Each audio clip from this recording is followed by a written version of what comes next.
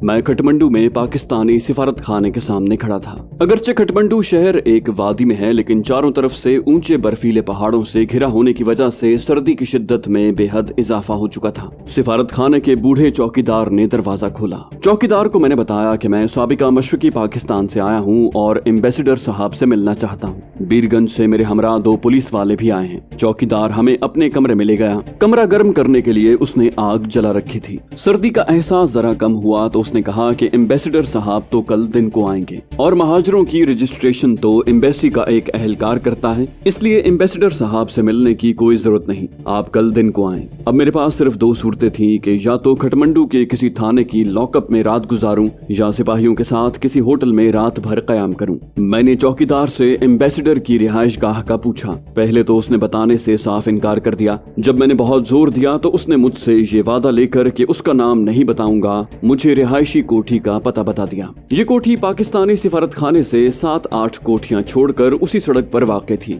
मैं सिपाहियों के साथ टैक्सी में उस कोठी पर पहुंचा और घंटी बजाई। काफी देर के बाद एक मुलाजिम बाहर आया। मैंने उसे बताया कि मशरकी पाकिस्तान का महाजिर हूँ और सफीर साहब से बहुत जरूरी मिलना है। उसने खुद ही जवाब दे दिया कि सफीर साहब इस वक्त नहीं मिल सकते। ये कहकर वो वापस मुड़ा तो मैंने उसे गिरबान से पकड़ लिया और एक जोरदार थप्पड़ रसीद करते हुए कहा, जब तक तुम ये कहते रहोगे कि सफीर साहब नहीं मिल सकते तुम्हें थप्पड़ लगते रहेंगे, इसलिए बेहतर है कि मुझे कोठी के मेन दरवाजे तक ले चलो और वहाँ से सफीर साहब को बाहर बुलवाओ। एक मजबूर और बेकस महाजर की सफीर साहब के मुलाजिम खास के साथ ऐसी बदसलूकी की उसे हरगिज तवक्को न थी। मैंने उसे गिरबान से मजबूती से पकड़ रखा था। वो खामोशी से मेरे साथ चल दिया। मेन दरवाजा अध खुला था। मुलाजिम ने वहीं से जोर जोर से चिल्लाना शुरू कर दिया, चौधरी साहब मुझे छुड़वाएं, बाहर आएं। मुलाजिम की आवाजें सुनकर चौधरी साहब ड्रेसिंग गाउन पहने बड़ी तमकीनत से दरवाजे पर तशरीफ लाए। मैंने मुलाजिम को छोड़ दिया और सफीर साहब से कहा कि मैं मशरकी पाकिस्तान से आने वाला महाजिर हूँ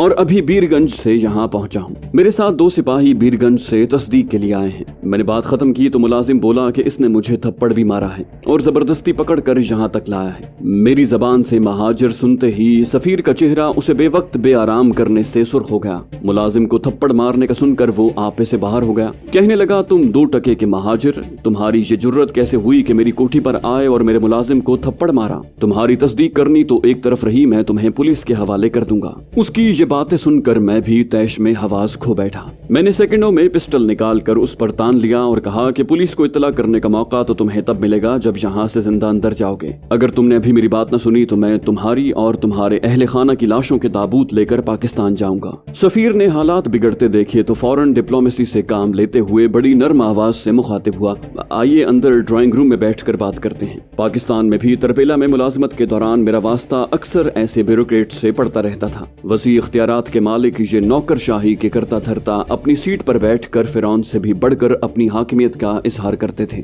2 मरतबा मेरे साथ ऐसा इत्तेफाक हुआ कि एयर कंडीशनड कमरों में एग्जीक्यूटिव चेयर पर बैठे जब उनकी बातें बर्दाश्त से बाहर हो गई तो मैंने दोनों मरतबा उनको कुर्सी से खींचकर मेज पर घसीट लिया। एक की गर्दन पर उसी के पेपर नाइफ से दबाव डाला और दूसरे को जन्नाटेदार थप्पड़ मारा। सिर्फ इतने ही सुलूक से उनकी अफसरी की सारी हवा खारिज हो गई। न सिर्फ उन दोनों ने फौरी तौर पर मेरे जायज काम कर दिए, बल्कि आइंदा भी जब कभी मैं उनसे काम के सिलसिले में मिलने गया तो मेरा बिजनेस कार्ड मिलते ही उन्होंने पहले से इंतजार में बैठे बीसियों मुलाकातियों को अवॉइड करके मुझे बुलवा लिया और मेरा काम टेलीफोन पर खास हिदायत देकर फौरी करवाया। ये मेरे जाती काम न थे बल्कि तरबेले में मुलाजमती जिम्मेदारी से मुताल्लिक होते थे। सफीर साहब अपने ड्राइंग रूम में जलते हीटरों के बावजूद कांप रहे थे। नामालूम वो मुझे क्या समझ रहे थे। ये समझते हुए कि अब उनके साथ काफी हो चुकी है, मैंने कहा, मैं मशरकी पाकिस्तान का रेफ्यूजी नहीं हूँ। क्या आपको मेरे मुताल्लिक पाकिस्तान से मेरे महकमे से कुछ हिदायत मिली हैं? मैंने जब अपना कोड नंबर बताया तो सफीर साहब एकदम खड़े हो गए, मुझे गले लगाया और बड़े माजरत खा लहजे में बोले,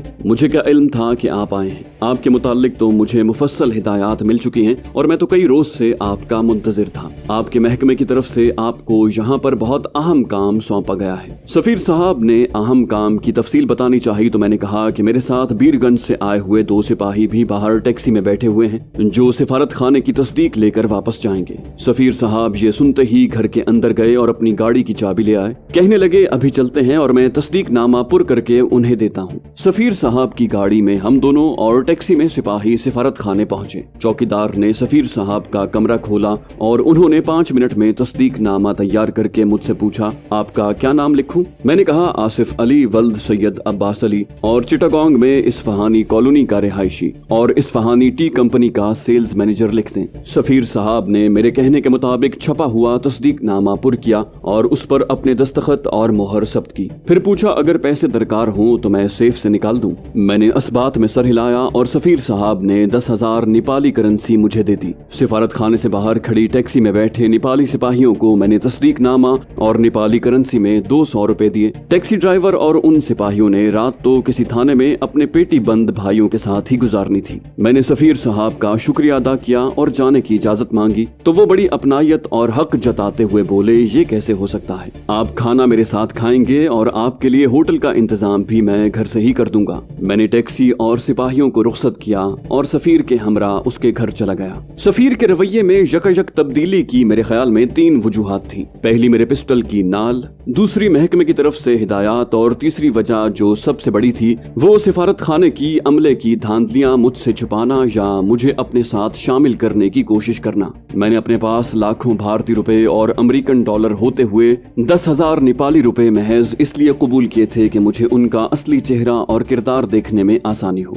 ड्राइंग रूम में ही सफीर साहब की बेगम और 2 जवान गैर शादीशुदा बेटियों से मुलाकात हुई। सफीर साहब ने उन्हें मेरा तारुफ ये कहकर करवाया कि ये वही हैं जिनका हमें इंतजार था। खाने की टेबल पर इतने मुख्तलिफ खाने थे जिनका एक सफीर अपनी तनख्वाह में सोच भी नहीं सकता। खाने के दौरान उनकी बेगम और बेटियों ने भारत में मेरे मिशन के मुतालिक पूछा तो मैंने उन्हें ये कहकर टाल दिया कि इस वक्त मैं बहुत थका हुआ हूँ, इसलिए फिर कभी सही। दरअसल मैं किसी पाकिस्तानी या गैर पाकिस्तानी या अपने महकमे के अपने मखसूस अफसरान के अलावा किसी को भी अपने मिशन के मुतालिक कुछ भी बताने का मजाज नहीं था। सफीर साहब ने खाने के बाद ड्राइंग रूम में कॉफी के दौर के दौरान फोन पर अन्नपूर्णा होटल में मेरे लिए कमरा बुक करवा दिया और थोड़ी देर बाद वो अपनी गाड़ी में मुझे उस होटल छोड़ने आए। काठमांडू में उन दिनों आला पाए कि सिर्फ 2 होटल थे, सॉल्टी और अन्नपूर्णा। सफीर साहब ने मुझे बताया कि होटल के तमाम अखराजात के अलावा मुझे हर छठे रोज 1000 या माहवार 5000 रुपए मिलेंगे। शहर के एक बड़े ड्रग स्टोर से हर किस्म की अद्वियात मुझे सिफारत खाने के अकाउंट में मिलेंगी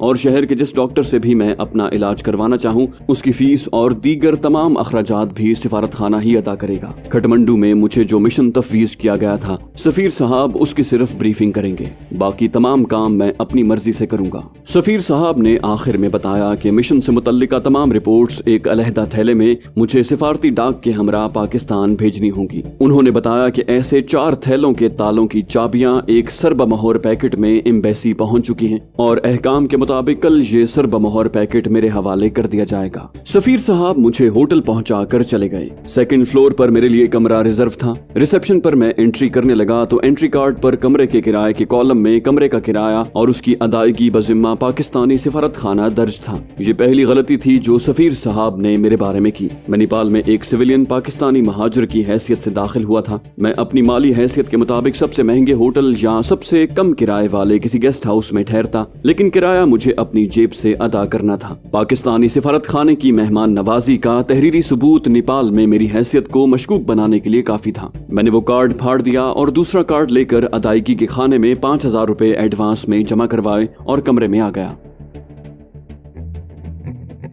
दूसरे दिन 11 बजे मैं सिफारत खाने गया तो वहाँ हशर का सामान था। 400-500 पाकिस्तानी महाजिर सिफारत खाने के कंपाउंड और सड़क पर मुख्तलिफ ग्रोहों में खड़े सिफारत खाने की बेहिसी के कसीदे पढ़ रहे थे। मैं मुख्तलिफ ग्रोहों के पास थोड़ी थोड़ी देर ठहरता हुआ सिफारत खाने की इमारत में दाखिल होने लगा तो एक गार्ड ने मुझे जोर से धक्का दिया और इंतहाई करख्तगी से कहा कि किस बाप से मिलना है। गार्ड के रवैये से मुझे बखूबी एहसास हो गया कि पाकिस्तानी महाजिरों से यहाँ कैसा सलूक किया जाता है। मैं धक्के से संभल कर फिर गार्ड के करीब गया और एक जोरदार ठुड्डा उसकी नाफ के नीचे मारा। दर्द की शिद्दत से दोहरा होकर वो फर्श पर गिर कर फड़कने लगा। मेरा ये रवैया उस गार्ड और वहाँ खड़े दूसरे 2 गार्ड्स के लिए इंतहाई गैर मुतवक्के था। अपनी शक्ल सूरत और कद से ये तीनों मगरबी पाकिस्तानी लगते थे और लुटे पटे बेबस बिहारी महाजरों को बिला वजह जलील ख्वार करते थे। मशरकी पाकिस्तान के मगरबी पाकिस्तानी महाजरों के तो पाकिस्तान में अपने घर बार और अजीजो अकारिब थे, उन्हें सिर्फ पाकिस्तान पहुँचना ही मकसूद था। असल बेकस तो बिहारी महाजिर थे जो दूसरी मर्तबा बेघर हुए थे और पाकिस्तान पहुंचने के बाद भी उनका न कोई घर था और न ही रोजगार। उन्हें अपनी जिंदगी को फिर इब्तिदा से शुरू करना था। आज भी बांग्लादेश में 4 लाख के करीब पाकिस्तानी बिहारी 27 साल से कैंपों में कस्मपुरसी की जिंदगी गुजार रहे हैं। उनका सिर्फ यही कसूर है कि वो पाकिस्तानी हैं। दुनिया भर में अपनी नौयत की गालिबन ये वाहिद मिसाल है कि 4 लाख इंसान ऐसे हैं जिनकी कोई नेशनैलिटी नहीं। वो पाकिस्तानी हैं लेकिन पाकिस्तान उन्हें कबूल करने को तैयार नहीं और बांग्लादेश उन्हें अपनी शहरियत नहीं देता। इतने सालों में आधे तो अपने गुमशुदा वतन जाने की आरजू में इंतकाल कर चुके हैं और उनकी नई नस्ल का वतन उनका कैंप और वतन की सरहदें खारदार तारे हैं। मैं तो इस बात पर हैरान हूँ कि सिर्फ कराची में गैर कानूनी रिहाइश पजीर बर्मी, श्रीलंकन और बांग्लादेशियों की तादाद उन पाकिस्तानियों से कहीं ज्यादा है जो बांग्लादेश के कैंपों में दुख भरी जिंदगी की घड़ियां गिन रहे हैं। और इन पाकिस्तानियों की हालत इजार पर हुक्मरानों और साहिब इक़्तिदार के कानों पर जूं तक नहीं रेंगती। मैं आपसे माजरत खां हूँ कि ये कहानी सुनते हुए आपको खुश्क और बेनमक बातें सुननी पड़ती हैं, लेकिन क्या करूँ, जो कुछ देखता हूँ और महसूस करता हूँ उसे बयान किए बगैर नहीं रह सकता। गार्ड की बदतमीजी पर उसे ठुड्डा पड़ते देखकर एम्बेसी के अहाते में खड़े सारे लोग हमारे गिर्द जमा हो गए। उनके पजमुर्दा चेहरों पर अचानक इत्मीनान और आसूदगी के झलकने से यूं महसूस होता था जैसे उन सब की आरजू और हसरत को मैंने पूरा कर दिया है। मैं एम्बेसी की इमारत में दाखिल हुआ तो दूसरे दोनों गार्ड एक तरफ खामोशी से खड़े हो गए। मैं सीढ़ियां चढ़कर सफीर के पीए के कमरे में गया। उससे बगैर कोई बात किए उसकी टेबल से एक कागज उठाकर उस पर गुज़श्ता रात का मेहमान लिखा और पीए को कहा कि ये चिट सफीर साहब को दे दो। मुलाकाती चिट पर ये अनोखी इबारत पढ़कर पीए कुछ पूछना चाहता था कि मैंने गुर्राते हुए खालिस फौजी लहजे में खालिस फौजी फिक्रा कहा, एनी डाउट, एनी क्वेश्चन। पीए, जिसके मुतालिक बाद में मालूम हुआ कि एम्बेसी का फिरौन सानी था, हकलाते हुए बोला नो सर, और एम्बेसडर के कमरे में चला गया। 3-4 मिनटों में वो वापस आया और दरवाजे में खड़े होते ही बोला, आइए सर, एम्बेसडर साहब बुला रहे हैं। एम्बेसडर बड़े तपाक से मिला, खैरियत दरियाफ्त की और अर्दली को कॉफी लाने को कहा और फिर हंसते हुए कहने लगा, अच्छा किया जो गार्ड की मुरम्मत कर दी।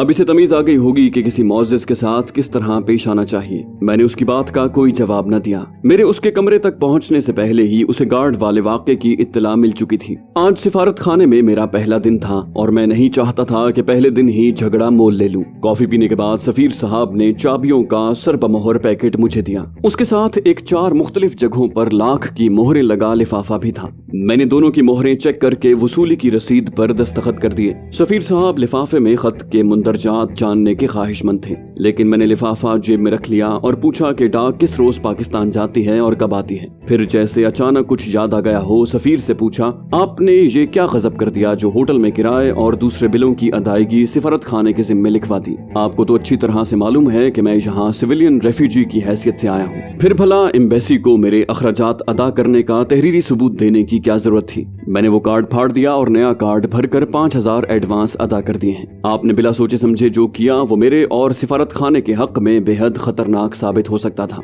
सफीर साहब तो अपनी इस हिमाकत का अंजाम सोचकर घबरा गए और बोले, वाकई मुझसे बड़ी गलती हुई। आप यूं कीजिए कि होटल में 20,000 एडवांस जमा करवा दें और 5,000 अपने खर्च के लिए रख लें। ये कहकर उसने अकाउंटेंट को कहा कि 15,000 रुपए और सादा पेमेंट वाउचर लेकर आ जाए। अकाउंटेंट ने मुझे 15,000 रुपए दिए और 25,000 का वाउचर बनाकर सफीर से पूछा, सर नाम क्या लिखूं? इससे पहले कि सफीर जवाब दे मैंने कहा, expense under code cat eyes, ये लिख दो। सफीर साहब ने न समझते हुए भी सर हिलाकर हाँ कहा। अकाउंटेंट ने वाउचर भरकर पहले सफीर को और फिर मुझे दस्तखत करने को दिया। मैंने अपने असली नाम के इनिशियल्स उल्टे लिखे। थोड़ी देर बाद मैंने जाने की इजाजत चाही और पूछा कि कौन सा अहम मिशन मुझे सौंपा गया है। सफीर ने मुझे बताया कि मेरे सरबमोहर लिफाफे के साथ एक खत उसे भी मिला था जिसमें लिखा था कि मिशन की तफसीलात मेरे लिफाफे में मौजूद हैं और मैं आपके साथ पूरा ताउन करूं ताकि मिशन बखूबी पूरा हो सके। मैंने जाने की इजाजत चाही तो सफीर साहब भी उठ खड़े हुए और बोले कि वक्त हो गया है, आप लंच मेरे साथ ही करें। मैं आपको यहाँ के हालात बताना चाहता हूँ। लंच के बाद मैं दफ्तर नहीं आऊंगा,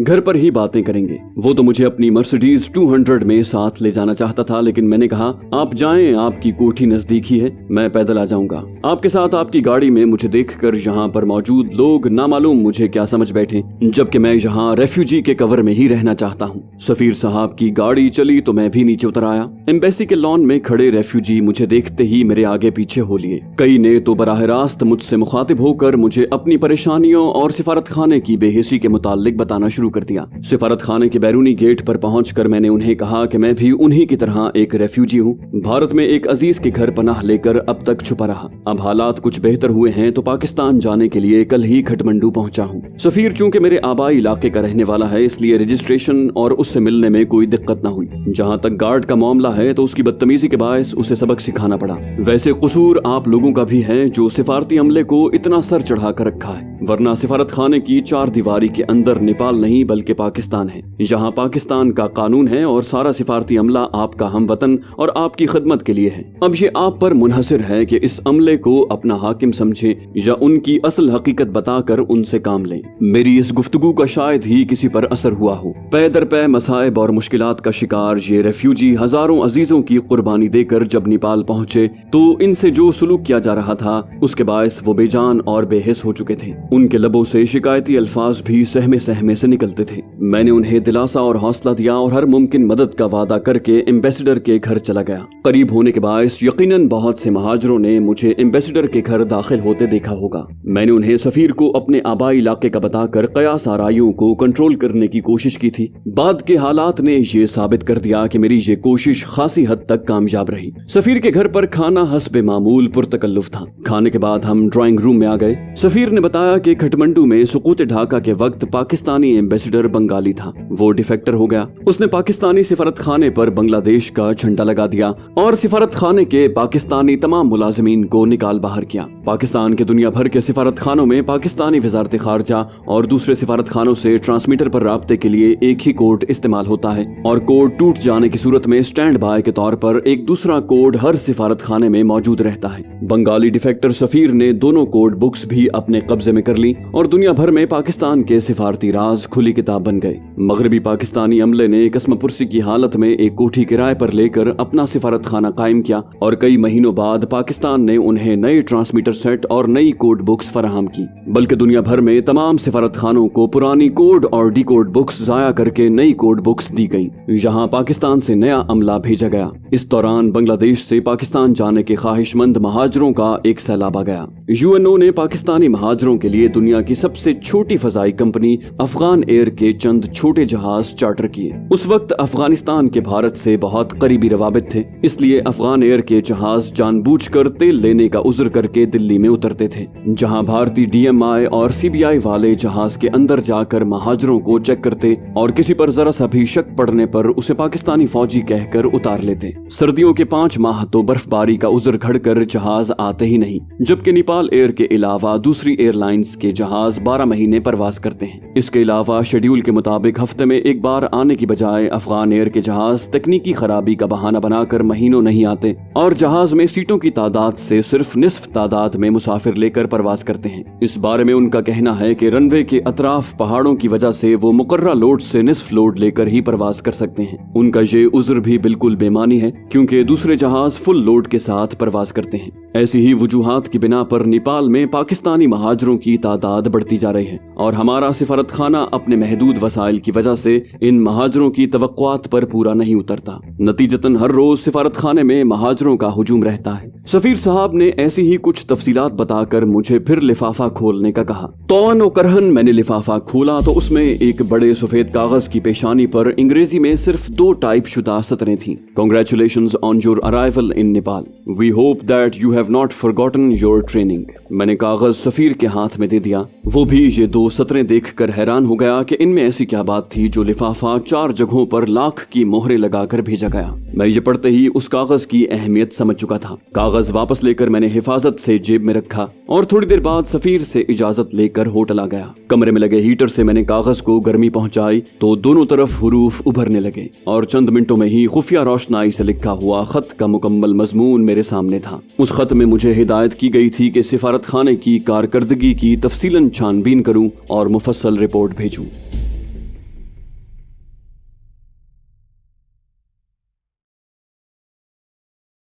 तो दोस्तों ये थी हमारी आज की एपिसोड। उम्मीद करते हैं आपको हमारी कहानी पसंद आई होगी। जाने से पहले इस वीडियो को लाइक कीजिए और शेयर करना मत भूलिए।